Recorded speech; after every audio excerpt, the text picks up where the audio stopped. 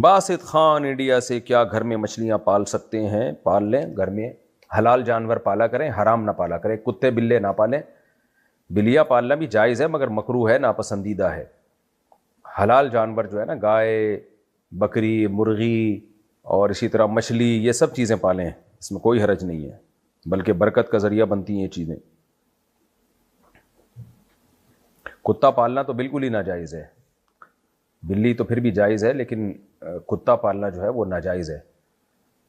کتا صرف شکار کے لیے یا پہرے داری کے لیے رکھ سکتے ہیں آپ، ادروائز شوقیہ آپ نہیں پال سکتے۔ نبی نے فرمایا جس نے کتا پالا روزانہ اس کے عمل سے 1 قرات اجر کم ہوتا ہے، یعنی پہاڑ کے برابر اعمال اس کے روز ضائع ہو رہے ہوتے ہیں۔ اگر کسی کے شوہر کا انتقال ہو جائے اور بچے نہ ہوں تو بیوی کو کتنا حصہ ملے گا؟ شوہر کا انتقال ہو جائے اور بچے نہ ہوں، یعنی شوہر کے بچے نہیں تھے، تو پھر بیوی کو 25% ملتا ہے، 1/4۔ نماز کے دوران اگر وضو ٹوٹ جائے تو نماز کیسے چھوڑنی چاہیے؟ نماز چھوٹ گئی بھائی، اب آپ کو چھوڑنے کی ضرورت نہیں ہے، تو نکل آئیں بس ناک پہ ہاتھ رکھ کے اگر جماعت سے نماز پڑھ رہے ہیں، تاکہ لوگ یہ سمجھیں نکسیر پھوٹی ہے، تو بس نکل جائیں نماز سے۔ میوچل فنڈ میں انویسٹ کرنا حلال ہے یا حرام؟ حرام ہے، خالص سود ہے۔ کیا بیوہ عورت مہندی لگا سکتی ہے؟ جی لگا سکتی ہے، عدت کے دوران نہیں لگا سکتی، عدت کے بعد جو چاہے کرے وہ، عدت کے اندر کوئی زینت اختیار نہیں کی جا سکتی۔ مفتی صاحب میں امریکہ میں رہتی ہوں، آپ نے ایک سیشن میں مسئلہ بتایا کہ پورے جسم کا ویکس کرانا جائز ہے۔ ہمارے ہاں مسلمان لڑکیاں پارلر جاتی ہیں اور پورے جسم کا ویکس کرواتی ہیں، جس میں ان کو یعنی دوسری لڑکیوں کے سامنے، تو کیا اس طریقے سے ویکس کروانا جائز ہے کہ غیر مسلم عورت کے سامنے اپنا لباس اتار دے؟ حرام ہے، ناجائز ہے بھائی۔ پوری باڈی کا ویکس کرانا جائز ہے، خود کریں، اپنی باڈی اپنے شوہر کے علاوہ کسی کے سامنے عورت اس طرح سے کھول نہیں سکتی۔ غیر مسلم عورت کے سامنے کھولنا تو اور زیادہ گناہ ہے، مسلمان عورت کے سامنے بھی جائز نہیں ہے۔ تو یہ بیوٹی پارلرز میں برائی ہو رہی ہے، اس کو روکنا چاہیے۔ اپنے جسم کسی کے سامنے نمایاں کرنے کی شرعاً اجازت نہیں ہے، حرام ہے۔ فارکس ٹریڈنگ حلال ہے یا حرام؟ جائز نہیں ہے۔ آج کل جس طرح سے فارکس ٹریڈنگ ہو رہی ہے، دیکھیں کرنسی پہ دونوں طرف سے قبضہ ضروری ہے۔ اس طرح گولڈ جب آپ خریدتے ہیں تو قبضے میں لیے بغیر آگے بیچ نہیں سکتے، یہ اصول ہے۔ پرائز بانڈ کے بارے میں کیا حکم ہے؟ یہ بھی ناجائز ہے، حرام ہے پرائز بانڈ، اس کی ڈیٹیل میں تفصیل سے بتا چکا ہوں، اس کے ناجائز ہونے کی کیا دلیل ہے۔ اللہ کے نام والے کاغذات یا اخبارات کو جلانا کیسا ہے؟ دیکھیں جلانا بعض دفعہ توہین کی نیت سے ہوتا ہے، بعض دفعہ توہین سے بچانے کے لیے ہوتا ہے۔ تو اگر کوئی توہین کی نیت سے جلاتا ہے، جیسے کہ بعض غیر مسلم لوگ قرآن کی توہین کر رہے ہوتے ہیں، تو یہ تو ظاہر ہے بہت ہی خطرناک جرم ہے۔ لیکن اگر اس لیے جلایا جا رہا ہے کہ لوگوں کے پاؤں میں نہ آئے، جیسے مقدس اوراق ہوتے ہیں وہ پاؤں میں آ رہے ہوتے ہیں، گندگی میں گر رہے ہوتے ہیں، نالیوں میں بہہ رہے ہوتے ہیں، خطرہ ہوتا ہے، تو اس لیے پہلے سے ان کو کسی جگہ جلا دیا جائے تاکہ یہ ان کے جو الفاظ ہیں وہ ضائع ہو جائیں، تو یہ جائز عمل ہے۔ بلکہ مقدس اوراق کو اسی طرح کہیں جمع کر کے جلا دینا چاہیے تاکہ ان کی بے حرمتی نہ ہو۔ لیکن یہ سوچ سمجھ کے جلائیے گا، جو متشدد لوگ ہیں نا وہ فوراً توہین کا کیس ڈال دیں گے، ایسا ہو چکا ہے۔ ہمارے ایک جاننے والے تھے سرگودا میں، انہوں نے کیا کیا، سارے مقدس اوراق جمع کیے گھر میں اور ایک جگہ انہوں نے آگ لگا دی کہ بھائی یہ ضائع ہو رہے ہیں۔ اس میں قرآن بھی تھے جو بہت پرانے ہو چکے تھے، ان کو خطرہ تھا کہ یہ ان کے اوراق بکھریں گے، لوگوں کے پاؤں میں آئیں گے، تو انہوں نے بیچاروں نے اچھی نیت کے ساتھ کہ یہ تلف کر دیں، ضائع کر دیں تاکہ یہ مقدس اوراق لوگوں کے پاؤں میں نہ آئے۔ انہوں نے جلایا، تھوڑی سی آگ ہوئی، اڑوس پڑوس کو پتہ چل گیا، تو انہوں نے دیکھا بھئی یہ تو مقدس اوراق ہیں اور قرآن بھی ہے، او ہو بھائی بیچارے کی جو حالت خراب ہوئی ہے۔ تو شکر ہے میڈیا اس وقت اتنا فاسٹ نہیں تھا، کئی سال پرانا واقعہ ہے، تو اس کو تو قتل کر دینا تھا لوگوں نے۔ حالانکہ وہ بیچارہ قرآن کی تعظیم کے لیے یہ کام کر رہا ہے کہ لوگوں کے پاؤں میں نہ آئیں یہ اوراق۔ تو ہماری قوم نا اس معاملے میں کوئی پاگل ہو چکی ہے، جنونی ہو چکی ہے، ان کو علاج کی ضرورت ہے، بہت ہی زیادہ جذباتی ہو گئے ہیں۔ تو وہ اس نے مجھے خود واقعہ سنایا، کہہ رہے بڑی مشکل سے معاملہ کنٹرول ہوا ہے، تو اللہ نے جان بچائی اور بڑی مشکل سے سمجھا پایا۔ لیکن وہی بات ہے، اگر اس وقت کیمرے ہوتے اور ویڈیو کوئی وائرل کر دیتا تو پورا ایک لوگوں کا ایک جو ہے جنونیوں کا ایک طبقہ پہنچ جاتا اور اٹھا کے مار دیتا اس کو، اور پھر ہیرو بھی بن جاتے۔ کسی انسانی جان کا ناحق قتل کرنا کتنا بڑا جرم ہے، کتنا بڑا جرم ہے۔ قرآن نے کسی جرم پہ ہمیشہ کی جہنم کی سزا نہیں سنائی ہے، قتل نفس پہ ہمیشہ کی جہنم کی سزا سنائی ہے قرآن نے. اور آگے ان کے بچوں کا کیا حال ہوتا ہے، بیوہ کا کیا حال ہوتا ہے، چھوٹے بچے کیسے یتیم ہو جاتے ہیں، کیسا خاندان اجڑ جاتا ہے ہنستا بستا. تو ان لوگوں کو کوئی پرواہ نہیں ہوتی. تو ان کی قسمت اچھی تھی، اس وقت کیمرے ایجاد نہیں ہوئے تھے. تو اس لیے میں نے کہا بھائی اب آپ ایسا نہ کریں، لوگوں کو سمجھانا بڑا مشکل ہوگا، احتیاط برتیں. تو اس لیے میں نے مسئلہ تو بتا دیا کہ ایک جلانا توہین کے لیے ہوتا ہے اور ایک جلانا توہین سے بچانے کے لیے ہوتا ہے. تو وہ قرائن سے پتہ چل جاتا ہے کہ یہ کیا کس نیت سے جلا رہا ہے. لیکن پبلک سے جو ہے وہ نمٹنا، جو جنونی لوگ ہوتے ہیں ان سے نمٹنا پھر آپ کے بس کی بات ہے. میں تو صرف مسئلہ بتا رہا ہوں.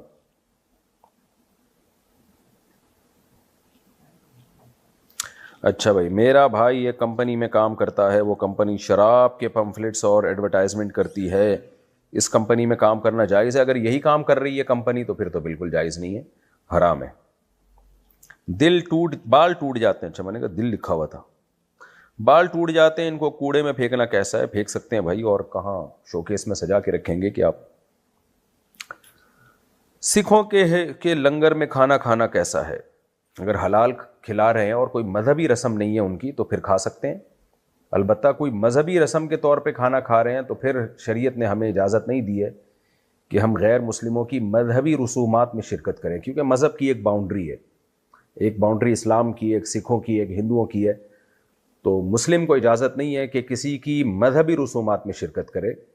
ہاں ویسے آپ ان کے جو دعوتیں ہیں ان میں اگر وہ حلال کھلا رہے ہیں، یعنی جیسے گوشت ہے، کسی مسلمان نے ذبح کیا جانور، یا کسی مسلمان قصائی سے گوشت خریدا ہے، یا سبزی کھلا رہے ہیں، وہ تو ویسے ہی جائز ہے. گوشت میں حلال حرام کا مسئلہ آتا ہے تو پھر جائز ہے آپ کے لیے.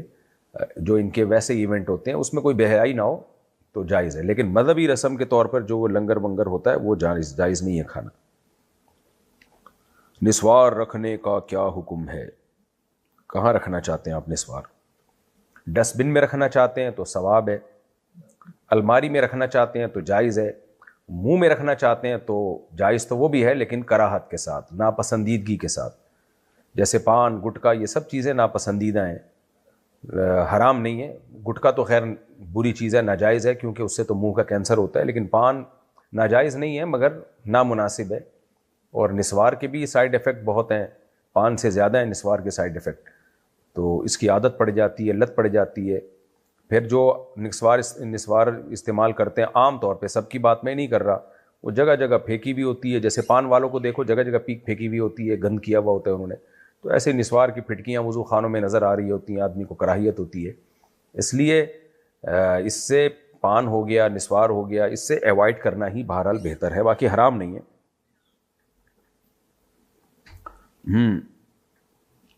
میرے شوہر نے مجھے طلاق نہیں دی ہے لیکن 6 سال سے مجھ سے کوئی بات بھی نہیں کی. میں 6 سال سے اپنی امی کے گھر پہ رہ رہی ہوں اور وہ آئندہ بھی بات نہیں کریں گے. تو کیا میں دوسری جگہ شادی کر سکتی ہوں؟ ان سے طلاق لے کے شادی کر لیں. اور اگر وہ طلاق نہیں دیتے تو آپ کورٹ میں کیس کریں کہ بھئی میں اپنے شوہر کے ساتھ رہنا چاہتی ہوں. تو یا تو شوہر مجھے لے کر جائیں، مجھ سے بات چیت کریں، یا مجھے چھوڑ دیں. دونوں میں سے ایک کام کریں. کورٹ شوہر کو بلائے گی، بولے گی بھائی یا تو لے کے جاؤ عزت سے رکھو، یا عزت سے چھوڑ دو، ان کو طلاق دے دو. شوہر پھر بھی آمادہ نہ ہو، نہ طلاق دے رہا ہے نہ گھر لے جا رہا ہے، تو پھر کورٹ کو یہ رائٹ حاصل ہے کہ وہ خود سے ڈیورس دے سکتی ہے. اس کو تنسیخ نکاح کہتے ہیں. یہ ایسی صورت میں یہ جائز ہے. آج کل جو ہو رہا ہے وہ تو ناجائز ہی ہو رہا ہے کہ کوئی وجہ نہیں ہوتی، بس کورٹ نے خلا پکڑا دیا. وہ ٹھیک نہیں ہے.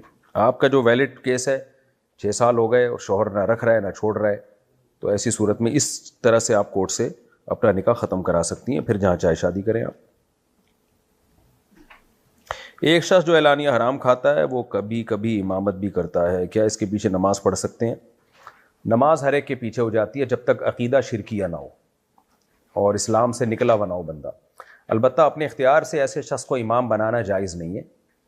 تو آپ کو چاہیے کہ اگر آرام سے وہ امامت سے ہٹ سکتا ہے، کوئی نیک امام آ سکتا ہے تو آپ لے آئیں. لیکن اگر بہت لڑائی جھگڑے پھڈوں فتنوں کا ڈر ہے تو پھر جماعت نہ چھوڑیں، مجبوراً اسی کے پیچھے نماز پڑھ لیں. مدثر صاحب میرٹھ سے، نجاست خفیفہ میں یہ کیا لکھا ہے بھائی؟ وضاحت کر دیں. دامن، کلی، تخت وغیرہ میں تعین کیسے کریں گے؟ پتہ نہیں کیا لکھا ہوا ہے. ربع ثوب، یہ ثوب نہیں ذوق لکھا ہوا ہے. ربع ثوب، اس کو غلط لکھا ہوا ہے، یہ شاید ہمارے کمپوزر کی غلطی ہے. ربع ثوب کا مطلب ہوتا ہے 1/4. کپڑے کا کوئی بھی پارٹ اگر 1/4. جو حلال جانور ہے نا ان کا پیشاب نجاست خفیفہ ہے، نجس ہوتا ہے مگر ہلکے درجے کا نجس ہوتا ہے. حلال جیسے گائے، اونٹ، بکری، ان کا جو پیشاب ہے یہ کم درجے کا ناپاک ہوتا ہے. تو اگر 2-4 چھینٹیں لگ جائیں، چند چھینٹیں پڑ جائیں یا تھوڑا سا کپڑا ناپاک ہو جائے تو نماز ہو جائے گی، لیکن دھونا چاہیے اس کو، کوئی اچھی بات نہیں ہے اس کو ایسے ہی آپ نماز پڑھ لیں، لیکن ہو جائے گی. تو ربع ثوب کا مطلب یہ کہ آپ کے کپڑوں کا کوئی بھی پارٹ ہے، جیسے یہ آستین ہے، اس کا 1/4 25% اگر پہ پیشاب لگ گیا تو اب نماز نہیں ہوگی، 25% سے کم لگ گیا تو ہو جائے گی. طرح شلوار ہے اس میں اگر، یا ایک پنڈلی ہے یہاں تک، تو اس کا ربع، یعنی جو باڈی کے مختلف پارٹ ہیں نا آپ کے، جیسے یہاں سے یہاں تک ایک حصہ ہے، یہاں سے یہاں تک ایک حصہ ہے، یہ بازو ہے، تو اس کا 1/4 اگر ناپاک ہوگا تو آپ کے لیے نماز پڑھنا جائز نہیں ہوگا، اور 1/4 سے کم ہوگا تو نماز ہو جائے گی، لیکن اچھا کام نہیں ہے. پیشاب لگ جائے تو اس کو فوراً دھو لیا کریں. البتہ جو حرام جانور ہیں، بلی، کتا وغیرہ، ان کا تو نجاست غلیظہ ہے، یعنی تھوڑا سا بھی، اتنا بھی اگر لگ گیا نا جیسے ہتھیلی کی گہرائی کے برابر تو نماز نہیں ہوگی، اس سے کم کم میں ہو جائے گی.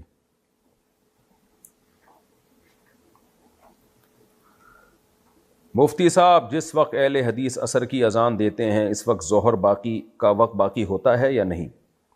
دیکھیں، اہل حدیث جس وقت عصر کی نماز پڑھتے ہیں جس کو ہم مثل اول کہتے ہیں، تو وہ نماز بھی صحیح حدیث سے ثابت ہے.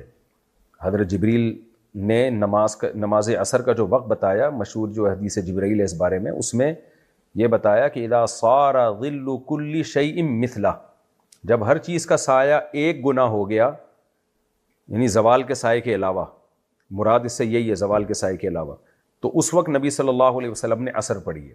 اسی وجہ سے جمہور امت کا یہی رائے ہے کہ جب ہر چیز کا سایہ ایک مثل ہو جائے گا تو عصر کی نماز پڑھنا اس وقت جائز ہوگا.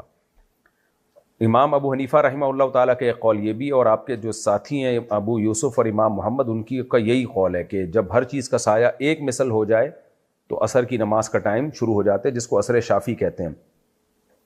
البتہ دیگر دلائل کو بھی اگر ساتھ میں ملایا جائے تو اس سے پتہ چلتا ہے کہ ہر چیز کا سایہ 2 مثل ہو جائے تو عصر پڑھنی چاہیے. ان میں صحیح بخاری، صحیح مسلم کی حدیث ہے، نبی صلی اللہ علیہ وسلم نے فرمایا تم سے پہلی امتیں جو ہے ان کی اور میری امت کی مثال ایسے ہے کہ یہودیوں نے فجر سے لے کے ظہر تک کام کیا، اجر 1 قرات ملا، اور عیسائیوں نے ظہر سے لے کے عصر تک کام کیا، ان کو اجر 1 قرات ملا، اور میری امت نے عصر سے لے کے مغرب تک کام کیا اور اجر 2 قرات ملا. پھر آپ نے فرمایا عاملہ قلیلا و اجیرا کثیرا، میری امت نے عمل تھوڑا کیا، اجر ڈبل ملا.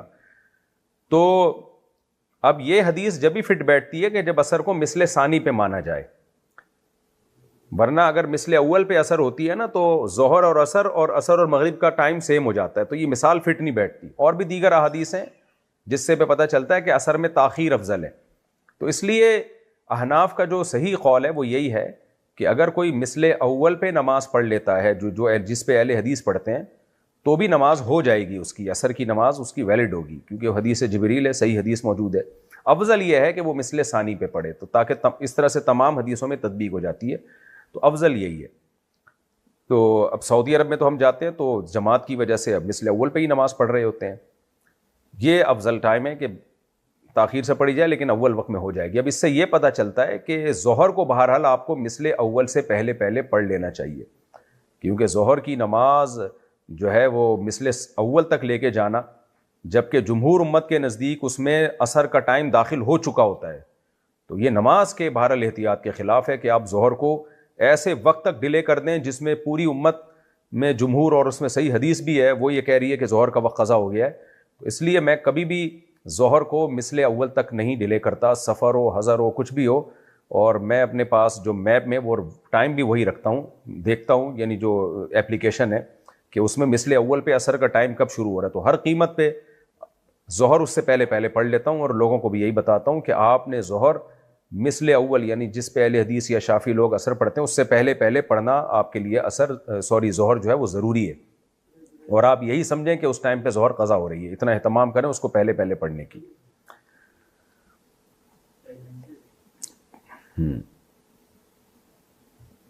مفتی صاحب، میرا شوہر بدکار ہے، استغفر اللہ. اور بہت ساری عورتوں سے غلط ریلیشن ہے اور کہتا ہے میرے لیے جائز ہے کیونکہ میں ان کو اس کے لیے رقم دیتا ہوں.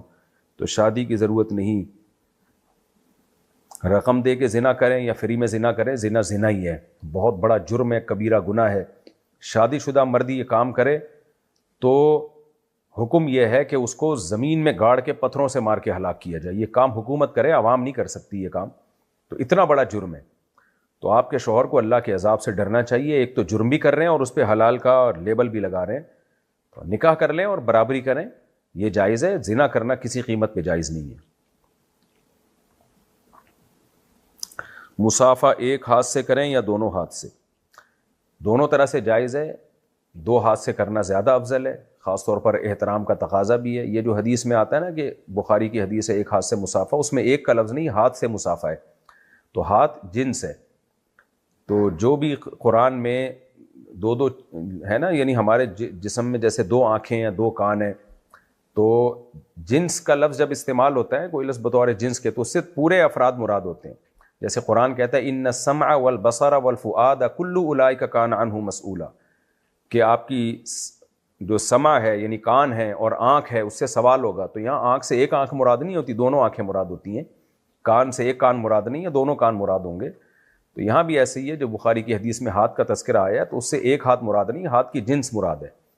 تو دونوں ہاتھ مراد ہیں. بہرحال یہ کوئی اتنا بڑا ایشو نہیں ہے, اگر کوئی ایک ہاتھ سے ملائے تو بھی ٹھیک ہے. بعض لوگوں نے اس حدیث سے ایک ہاتھ سے مصافحے پر استدلال کیا, بعض علماء نے دونوں ہاتھوں سے مصافحے پر استدلال کیا. کوئی اتنا بڑا ایشو نہیں ہے.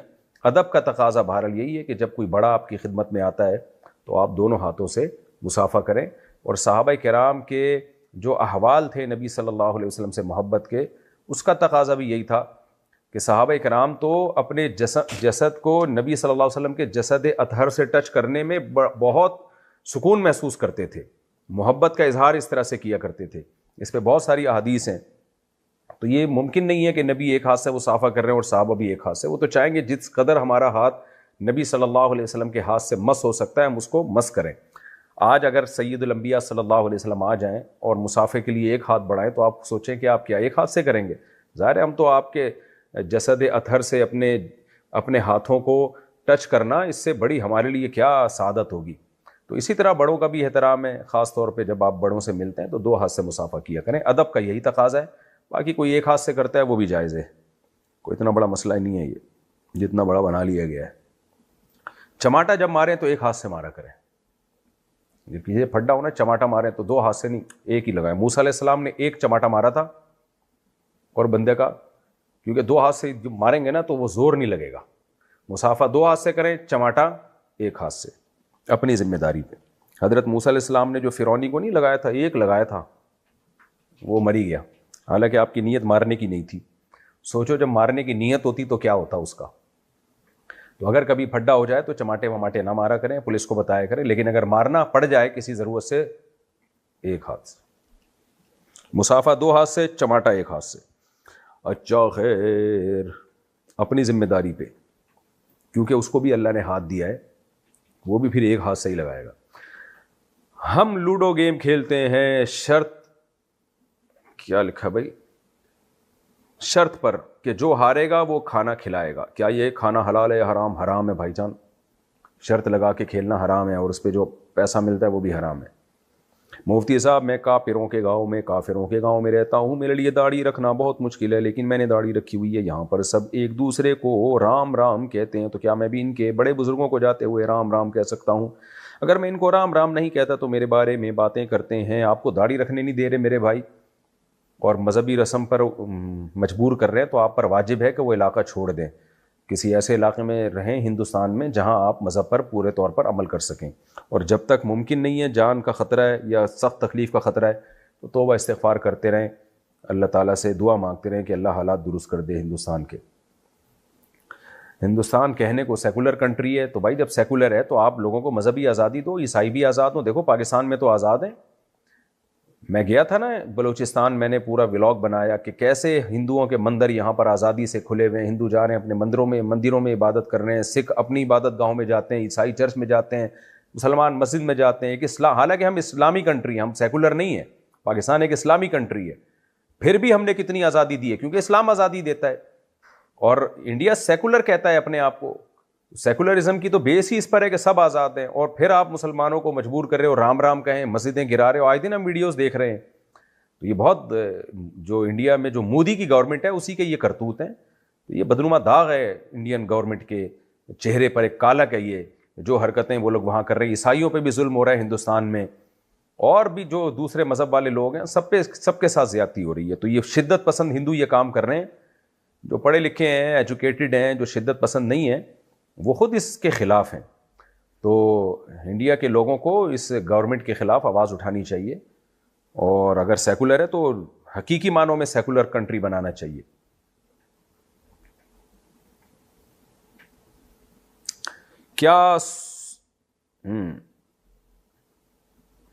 کیا سنی ہوتے ہوئے بھی ہم یہ عقیدہ رکھ سکتے ہیں کہ حضرت علی پہلے خلیفہ ہیں؟ نہیں جناب, اہل سنت والجماعت کا اجماع ہے کہ نبی صلی اللہ علیہ وسلم کے خلیفہ بلا فصل سیدنا ابو بکر صدیق رضی اللہ تعالیٰ عنہ ہے. یہ سنی اہل سنت والجماعت کے بنیادی عقیدوں میں سے یہ عقیدہ ہے. تو باقی حضرت علی رضی اللہ تعالیٰ عنہ کے فضائل اپنی جگہ, آپ داماد رسول ہیں, آپ پر تینوں خلفاء نے اعتماد کیا, آپ میدان جنگ کے میدان میں ہمیشہ آگے آگے رہے ہیں, آپ کی بہادری مسلم ہے. اور پھر جو سیاسی اختلافات میں آپ نے جس تحمل کا مظاہرہ کیا, اور جو آپ کی سخاوت اور آپ کا علم, حضرت مسروق الاجدع بہت بڑے تابعی ہیں, وہ کہتے ہیں اللہ نے نبی صلی اللہ علیہ وسلم کی علوم کو 6 صحابہ میں بند کیا, جن میں خلفۂ راشدین 4 اور 5ویں عبداللہ بن مسعود اور ابو دردہ رضی اللہ تعالی عنہ, اور ایک اور صحابی ہیں غالباً عبداللہ بن عباس. تو پھر فرمایا کہ ان 6 کے علوم کو اللہ تعالیٰ نے 2 صحابہ میں بند کیا, عبداللہ بن مسعود اور حضرت علی رضی اللہ تعالیٰ عنہ. یعنی چونکہ انہوں نے سب کے علوم اللہ نے ان کے سینوں میں رکھے ہیں. تو سیدنا علی رضی اللہ تعالیٰ عنہ کا علم میں, فقاہت میں, اقضاہم علی, سب سے بہترین فیصلہ کرنے والے علی رضی اللہ عنہ. اور سب سے بڑی بات یہ کہ نبی نے جس کو اپنی بیٹی خود دی ہو, اور کیا فضیلت رہ گئی بھائی. اور پھر نبی صلی اللہ علیہ وسلم کی نسل جو چلی ہے, آپ کی جو اولاد چلی ہے, وہ سیدنا علی سے چلی ہے. تو یہ بہت بڑے فضائل ہیں. لیکن کسی ایک کی فضیلت میں مبالغہ کر کے دوسرے کی فضیلت کو گھٹا دینا, یہ بھی ناانصافی ہے. تو سیدنا ابو بکر رضی اللہ تعالیٰ عنہ کی جو فضیلت ہے وہ سب سے زیادہ ہے. اس پر بیانات میں کر چکا ہوں, علماء کے بیانات موجود ہیں. اور آپ نبی صلی اللہ علیہ وسلم نے آپ کو آخری وقت میں اپنے مصلے پہ زبردستی کھڑا کیا ہے, زبردستی, کہ نہ ابو بکر ہی ہوں گے, نہ ابو بکر کے علاوہ کوئی نہیں. تو یہ نہیں ہو سکتا کہ سیدنا علی سے محبت میں ہم سیدنا ابو بکر کا مقام گرا دیں. حضرت علی سے محبت ہمارے ایمان کا حصہ ہے, ہمارے ایمان کا جزو ہے, اور سیدنا ابو بکر سے محبت بھی ہمارے ایمان کا جزو ہے. تو اہل سنت والجماعت کا یہ اجماعی عقیدہ ہے کہ آپ صلی اللہ علیہ وسلم کے پہلے خلیفہ, خلیفتہ بلا فصل, یہ حضرت ابو بکر ہیں, اس کے بعد عمر ہیں, اس کے